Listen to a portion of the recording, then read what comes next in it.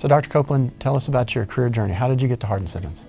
Well, I worked in student affairs at another university for about 10 years and did my doctorate at Texas Tech while I was doing that. And after I finished my degree, I had realized that I didn't really want to be in administration as much as I wanted to teach. And so I started looking for a teaching job, and Dr. Lanny Hall remembered me from the other place that I had worked, and they had a psychology opening here.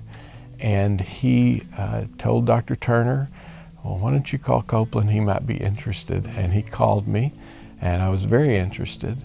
And we came for an interview, and that was 28 years ago. Wow. I'm in the middle of my 28th year. So you enjoyed the classroom teaching. What is it about teaching or students that lights your fire, that gets you excited? Well, two things really. One is the kind of the developmental aspect. I think all college professors are like that. I love to see somebody go from being an 18-year-old high school graduate to somebody who walks across our stage and see how they've changed over 4 or 5 years. But I also really love being able to help people figure out how to integrate their faith with what's going on in their head. And that's one of the things that's really fun about being here. I think Christian people really need to learn how to think well and how to pull together those things that sometimes we keep separate, but I think they ought to integrate. And I have a good chance to do that here. So I told my kids, and when they go to college, 2 classes they have to take, or else I'm not paying for it. One of those classes is a psychology class. Mm-hmm. So important. Why do you love psychology so much? Well, I think it's a little bit of a Star Trek reference here. I think it's the final frontier. I think that there's space and then there's this, and we don't know what's going on in either one of them. And so I really love that there's still mystery there, that we still don't know why we fall in love with one person and not another person, or why we raise kids and one goes one way and another one goes another way. And I love that mystery. I love trying to figure that out.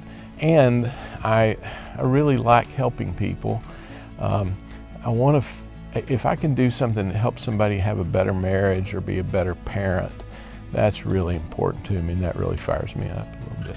When I talk to students on campus about psychology, I ask them what's their favorite, if they're psychology majors, what's your favorite psychology class? It's always abnormal psychology. Mm-hmm.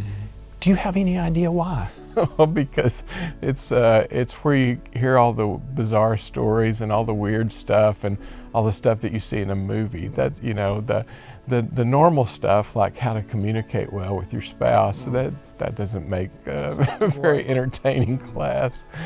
So if there's one thing you could do the rest of your life, every single day, what would it be? Well, maybe sing and play.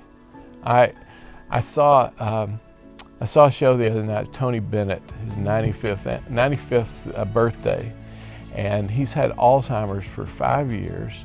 He's 95 years old, and he stood by the piano and he sang, and he didn't miss a note, didn't miss a beat. And I told my wife, I said, I want to be a 95-year-old who sings.